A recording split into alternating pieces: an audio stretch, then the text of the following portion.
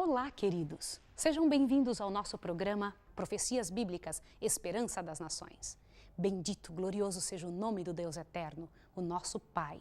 Ele que nos descortina os detalhes relacionados ao final dos tempos, o tempo para o qual fomos chamados, você e eu, para vivermos esses últimos dias da história da Terra, o tempo mais glorioso da história do Evangelho, a história do Senhor Jesus Cristo.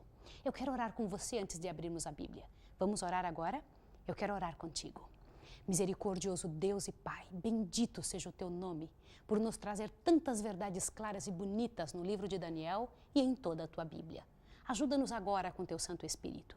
Ir abraçar, chegar bem perto dessa pessoa que está estudando conosco. Encha do teu poder, Senhor, e de esperança. Em nome de Jesus Cristo. Amém.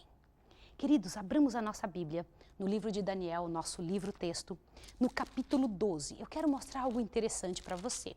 Lembre-se que nós estamos estudando todo o livro de Daniel em comparação com outros livros da Bíblia.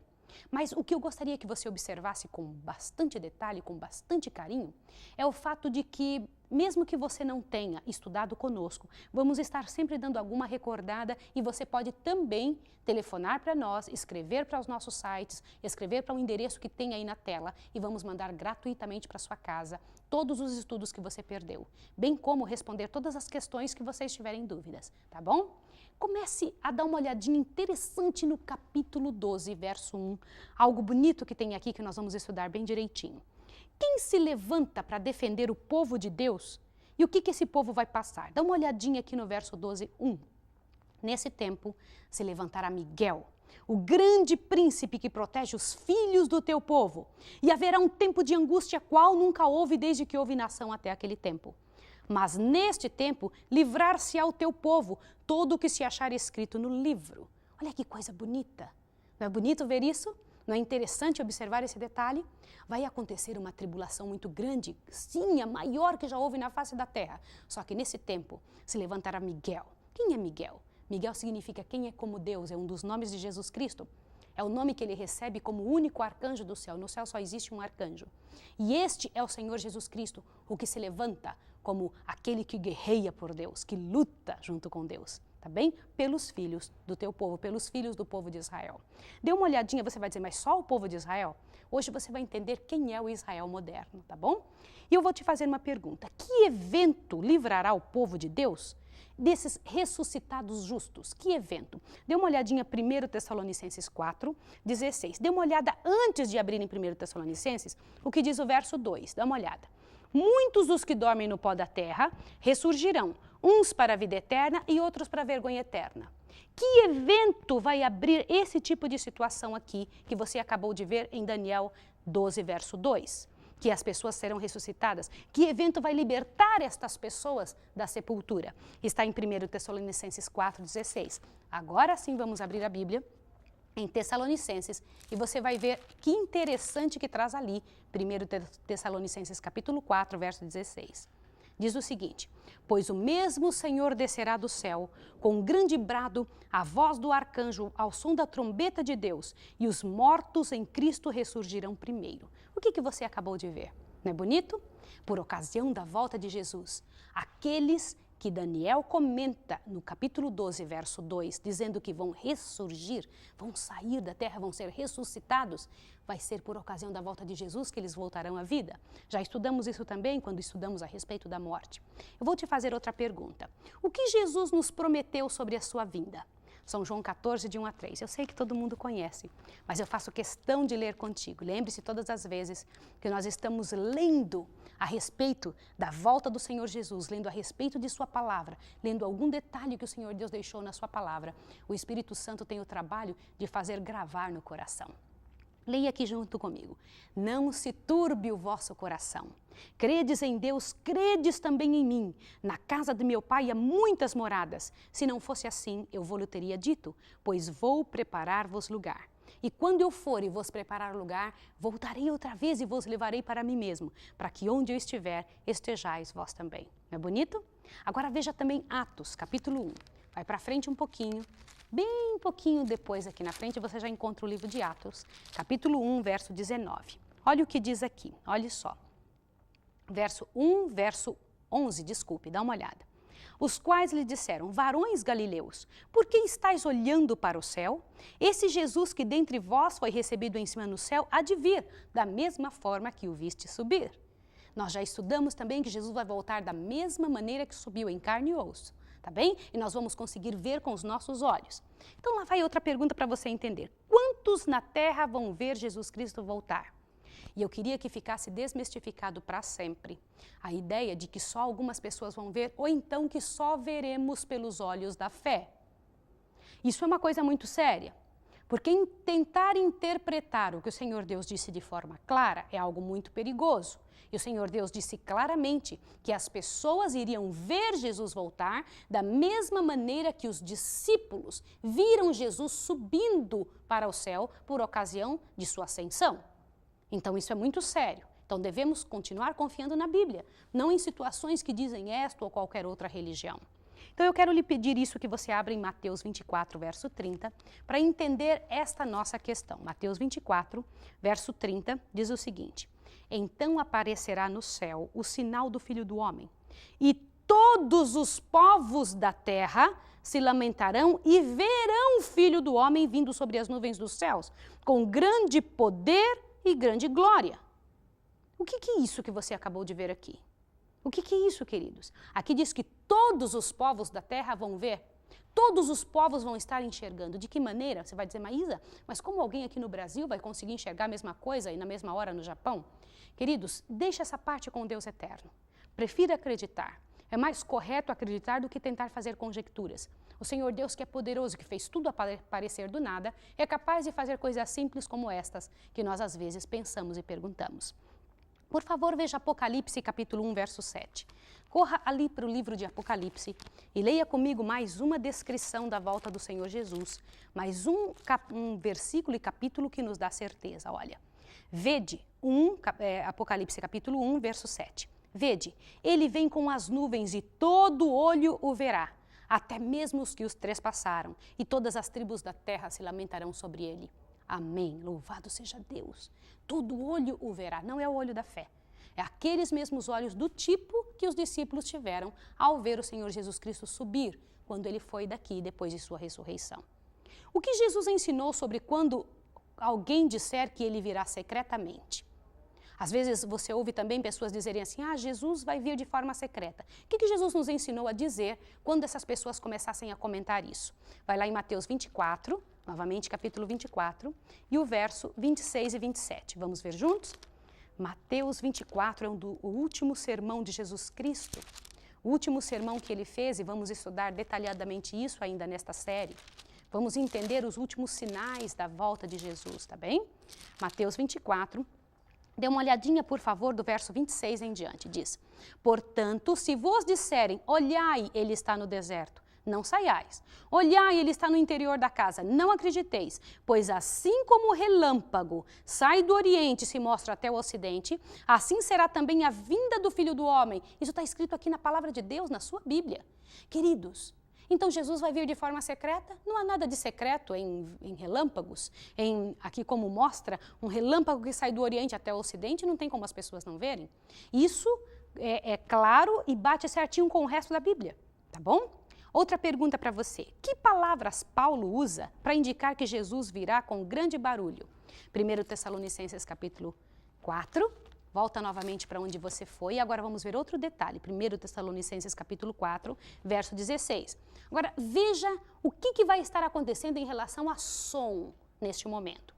Pois o mesmo Senhor descerá do céu com grande brado, a voz do arcanjo, ao som da trombeta de Deus, e os que morreram em Cristo ressurgirão primeiro. O que é isto? Vai ser em silêncio, de forma secreta? Não há nada de secreto por ocasião da volta de Jesus. Onde os justos encontrarão Jesus? Em que lugar? Você acha que os justos vão encontrar Jesus quando forem arrebatados e levados lá para o céu e Jesus vai estar esperando no céu?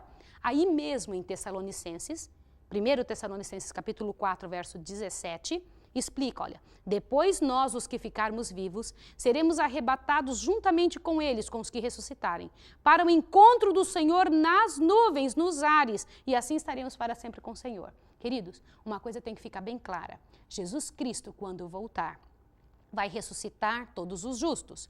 Eles vão ser levados até a nuvem onde Jesus vai permanecer. Eu quero que fique bem claro um detalhe: Jesus não vai pisar nessa terra. Antes de Jesus Cristo vir, e preste-me muita atenção agora o que eu vou lhe dizer. Antes de Jesus Cristo vir, o inimigo de Deus vai tentar imitar a volta de Jesus Cristo. Satanás vai vir aqui dizendo que é Jesus. Vai vir com a glória e poder que Jesus Cristo veio. Mas agora eu vou lhe dizer uma coisa. Se você não estiver observando esses detalhes do que a Bíblia ensina, você poderá ser enganado. Uma diferença entre Jesus e Satanás é que Satanás vai pisar nessa terra. Jesus não. Jesus vai ficar lá na nuvem. A segunda diferença entre Satanás e Jesus será que Jesus Cristo jamais mudaria a lei. E Satanás vai vir dizendo que mudou. Eu quero que você se lembre disso porque daqui a um tempo, rapidinho, daqui uns dias, quando isso acontecer, você vai ser levado a lembrar destes detalhes. Então, isso é muito sério, é preciso que você compreenda estas verdades para que mantenha elas no seu coração, para que isso faça diferença na hora que você tiver de tomar uma decisão. Será uma grande prova para todos os seres humanos da Terra. Uma outra pergunta para você.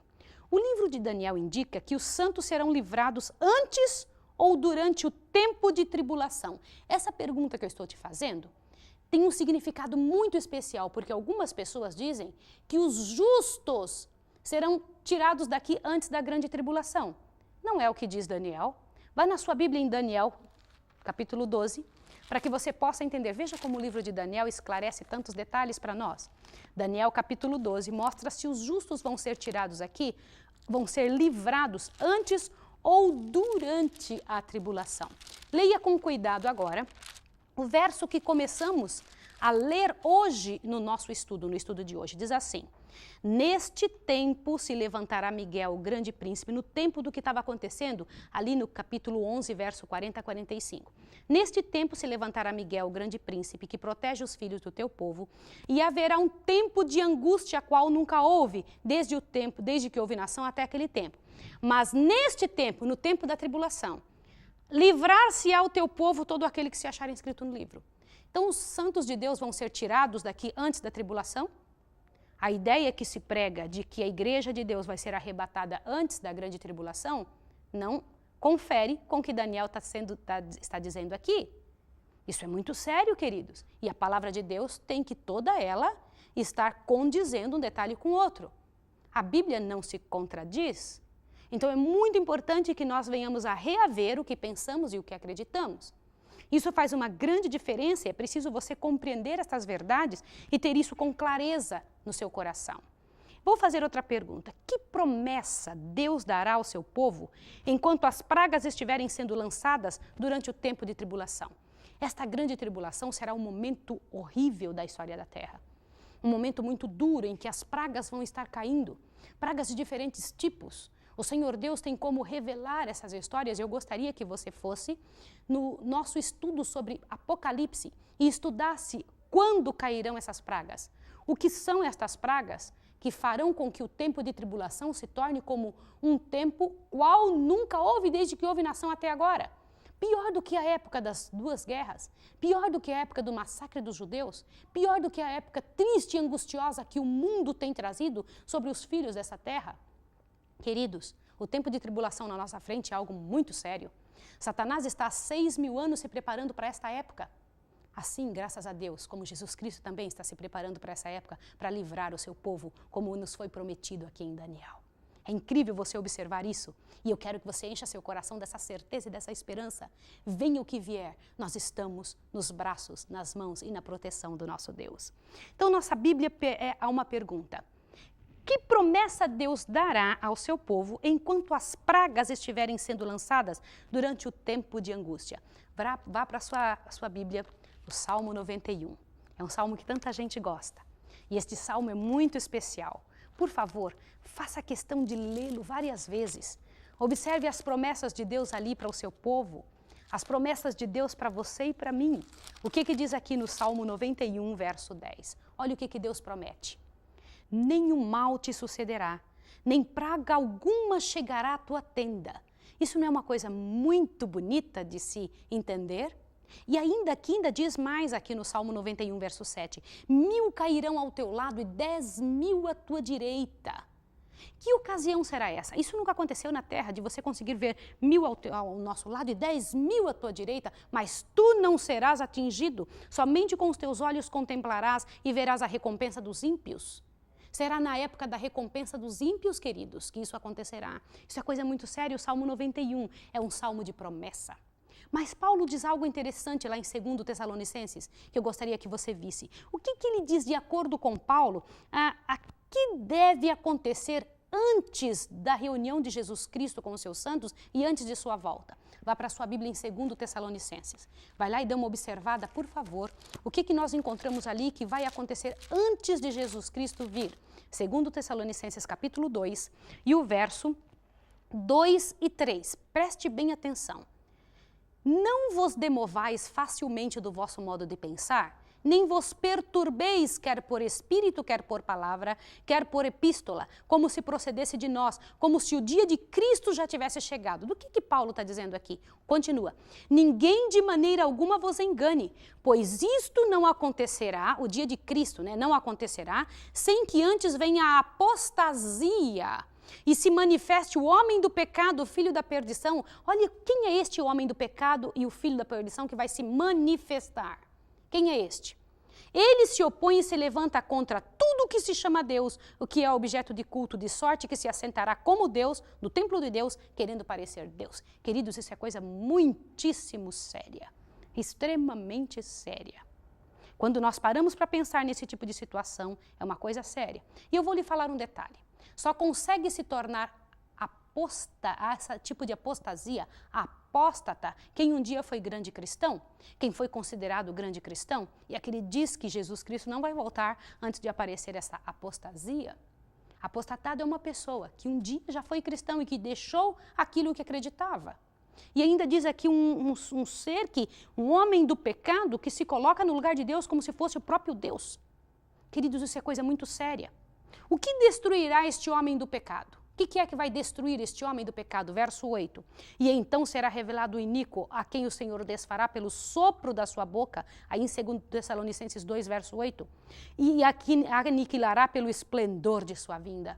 Queridos, no dia que Jesus Cristo voltar, nós já estudamos o que vai acontecer com todos os ímpios. Eles morrerão pelo esplendor da vinda de Jesus. E ficará uma multidão de corpos nessa terra, sem ter quem os enterre. Nós já estudamos isso em estudos passados.